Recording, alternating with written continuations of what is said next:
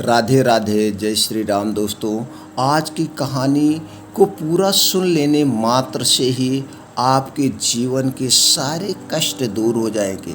आपके परिवार में, आपके जीवन में कभी धन की कमी नहीं होगी।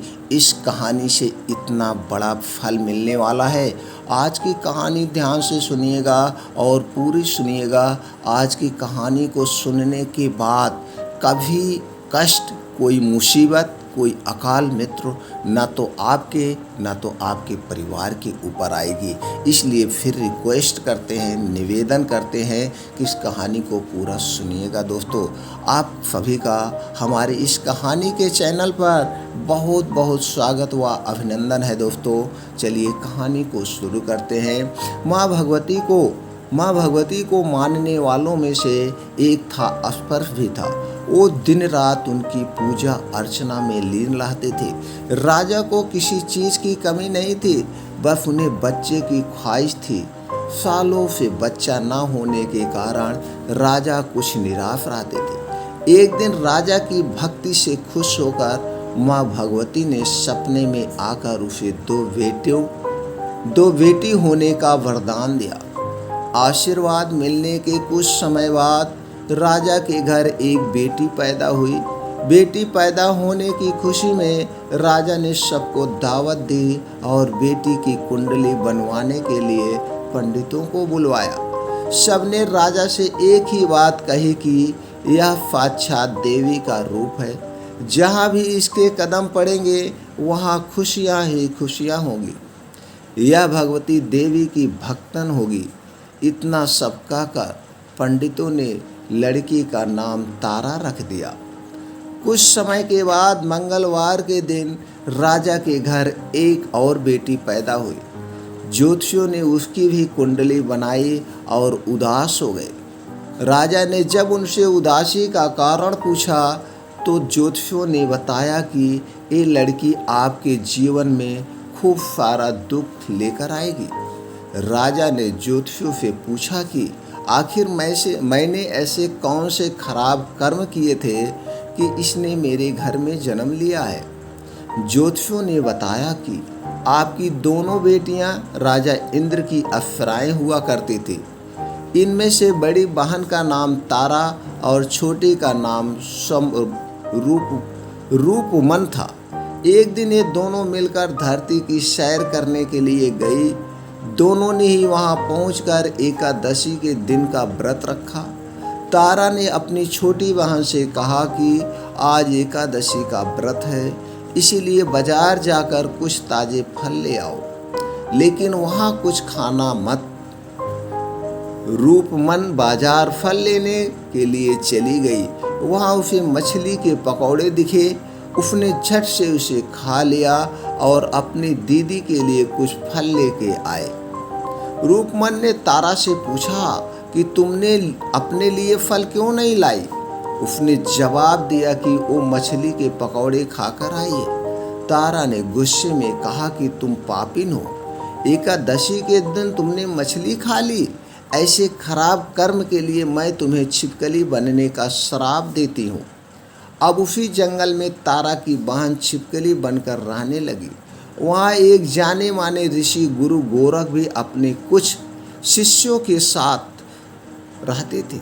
उनके शिष्यों में से एक बहुत ही घमंडी था। अपने घमंड के चलते वो शिष्य कमंडल में पानी भरकर एकांत में बैठकर तपस्या करने लगा। तभी एक प्यासी गाय वहाँ आ गई। उसने सीधे अपना मुंह उस कमंडल में डाल और पानी पी लिया। पानी पीने के बाद जैसे ही गाय अपना मुंह बाहर को निकालने लगी तो कमंडल नीचे गिर गया और ऋषि का ध्यान भंग हो गया। ऋषि ने देखा कि गाय पानी पी गई। अब गुस्से में ऋषि ने गाय को एक चिमटे से बुरी तरह से घायल कर दिया। इस बात की जानकारी जब गुरु गोरख को पड़ी तो वो तुरंत गाय को देखने के लिए गए। जैसे ही उन्होंने गाय की हालात देखी, वैसे ही अपने उस घमंडी शिष्य को आश्रम से बाहर निकाल दिया।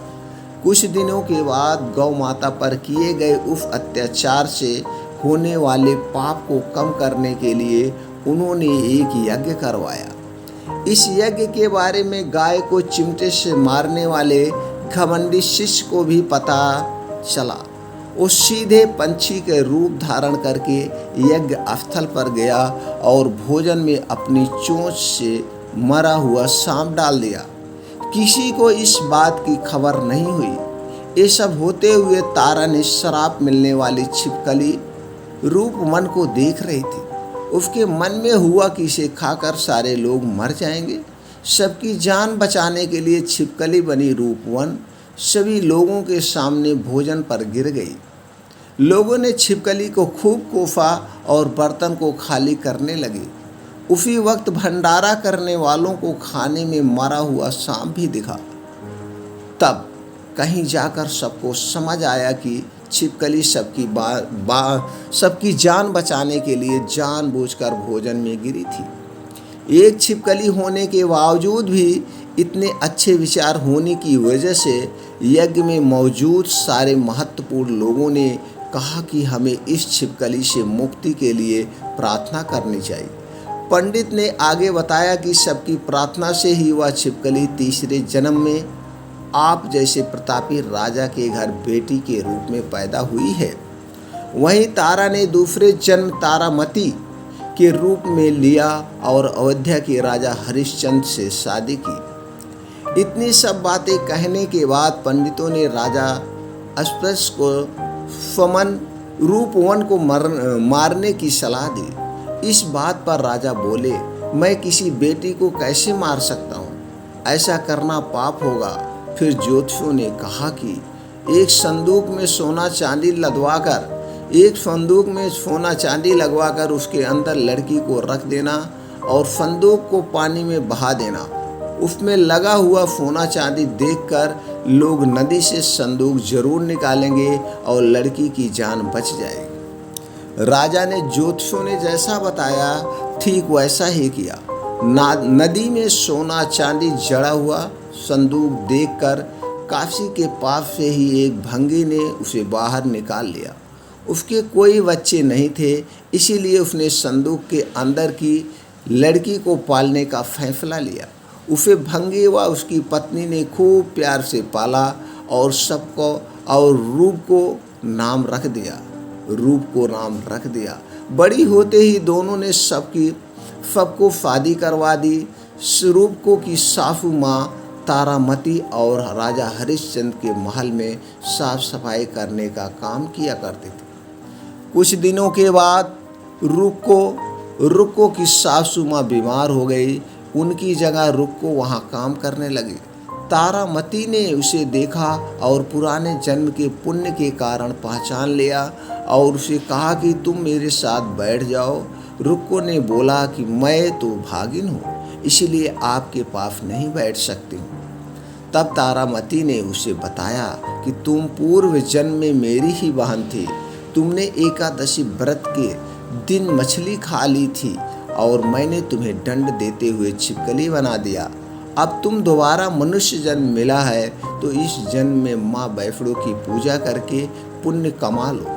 माँ की पूजा से तुम्हारी सारी इच्छाएं भी पूरी हो जाएगी।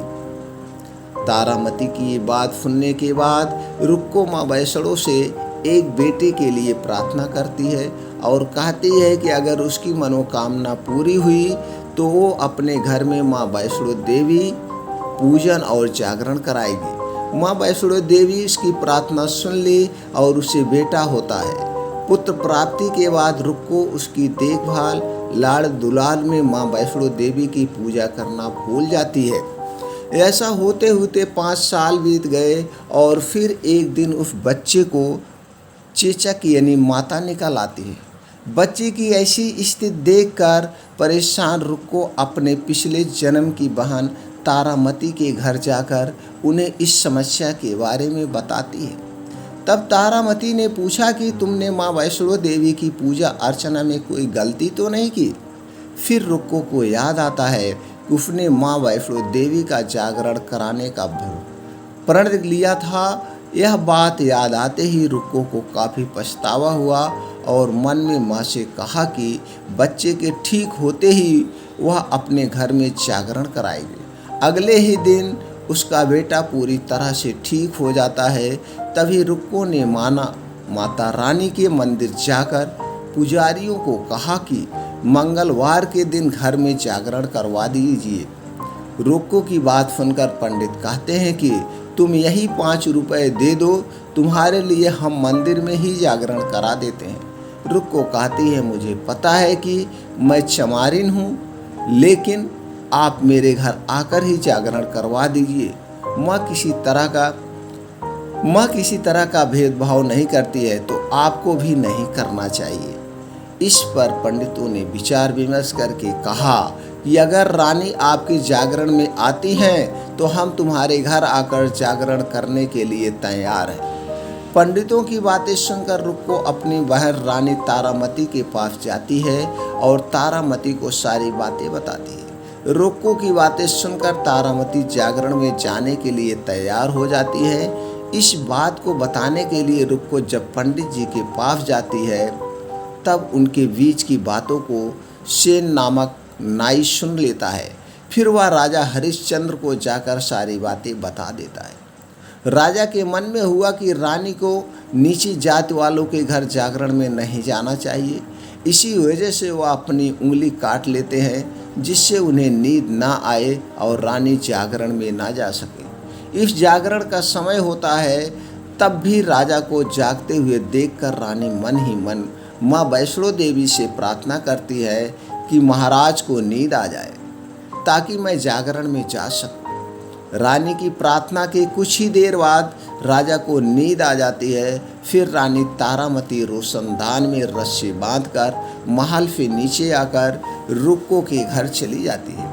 इसी जल्दबाजी में रास्ते से ही रानी की रेशमी रूमाल और एक पाँव का कंगन गिर जाता है। इधर कुछ वक्त बाद राजा हरिश्चंद्र की नींद टूट जाती है। नींद खुलने पर रानी को अपने पास न देखकर राजा उनकी तलाश में निकल जाते हैं। रानी को ढूंढते ढूंढते उन्हें रानी का रूमाल और कंगन मिलता है। रानी की चीज़ों को अपने साथ लेकर राजा जागरण स्थल पर पहुंचते हैं और एक जगह चुपचाप बैठकर जागरण सुनने लगते हैं। माँ वैष्णो देवी के जयकारे के साथ जागरण खत्म होता है और सभी को प्रसाद दिया जाता है। तब रानी अपने हिस्से के प्रसाद को झोली में डाल लेते हैं। रानी के ऐसा करने पर लोग उनसे पूछते हैं कि वो प्रसाद क्यों नहीं खा रही है। अगर आप प्रसाद का सेवन नहीं करते तो जागरण में आए लोग भी प्रसाद नहीं खाएंगे। तब रानी बोलती है कि वह प्रसाद राजा के लिए था, अब आप मुझे प्रसाद दीजिए।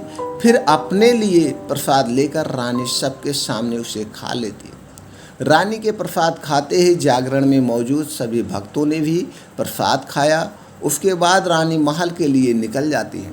तभी रास्ते में ही राजा उन्हें रोक कर पूछते हैं कि तुमने नीच जात के घर प्रसाद खाकर खुद को अपवित्र कर लिया है।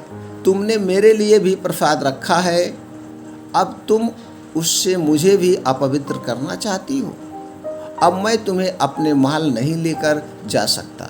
यह बोलते हुए जब राजा रानी की झोली को देखता है, तब उन्हें प्रसाद की जगह गुलाब, चंपा जैसे अनेक फूल और कच्चा चावल व सुपारियां नजर दिखती हैं। इस चमत्कार को देखकर राजा हैरान हो जाते हैं। फिर राजा चुपचाप रानी को अपने साथ लेकर महल पहुंचते हैं। वहां रानी बिना माचिस के ही माता रानी के सामने दीप जलाकर राजा हरिश्चंद्र को और हैरान कर देती है। फिर रानी बोलती है कि माता के दर्शन करने के लिए बहुत बड़ा त्याग करना पड़ता है। इसके लिए आपको अपने बेटे रोहित की बलि देनी होगी, तभी माँ दुर्गा आपको साक्षात दर्शन देगी। यह सुनकर राजा के मन में माँ के दर्शन की इच्छा होने लगी, जिसके लिए राजा अपने पुत्र की बलि दे देते हैं। बलि देने के बाद माँ दुर्गा शेर पर सवार होकर प्रकट हो जाती है। उन्हें देखकर राजा हरिश्चंद्र काफ़ी खुश हो गए और माँ दुर्गा ने तुरंत राजा के बेटे को दोबारा जिंदा कर दिया। इस चमत्कार को देखकर राजा हरिश्चंद्र खुश हो गए। तभी राजा ने माँ की पूरी विधि से पूजा करके उनसे गलतियाँ की माफ़ी मांगी। माँ दुर्गा ने भी राजा को खुश रहने का आशीर्वाद दिया और अंतर्ध्यान हो गई। तब राजा ने तारा रानी से कहा कि मैं बहुत खुश हूँ कि मुझे पत्नी के रूप में आप मिली हैं।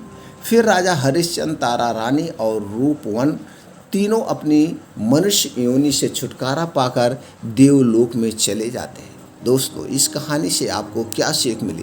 तारा रानी व्रत कथा जीवन में श्रेष्ठ कर्म करने की सीख देती है। बुरे कर्मों के फल इंसान को भोगने ही पड़ते हैं। दोस्तों, इस कहानी से आपको क्या सीख मिली और क्या ज्ञान प्राप्त हुआ? अगर इस कहानी से आपको सीख मिली हो, ज्ञान प्राप्त हुआ हो और आपको ये लगता है कि ये कहानी ज़्यादा से ज़्यादा लोगों तक पहुंचा करके उनके भी मन को बदला जा सकता है, उनके भी जीवन में खुशियाँ लाई भी जा सकती है, उनका भी जीवन सुखमय जीवन बनाया जा सकता है, उनके घरों में हमेशा खुशियाँ बनी रहेगी, तो ये कहानी ज़्यादा से ज़्यादा लोगों तक शेयर करें, जिससे उनका भी परिवार, उनका भी घर खुशियों से भरा रहे। फिर मिलते हैं ऐसी ही और ज्ञानवर्धक कहानी के साथ अगले वीडियो में। राधे राधे, जय श्री राम।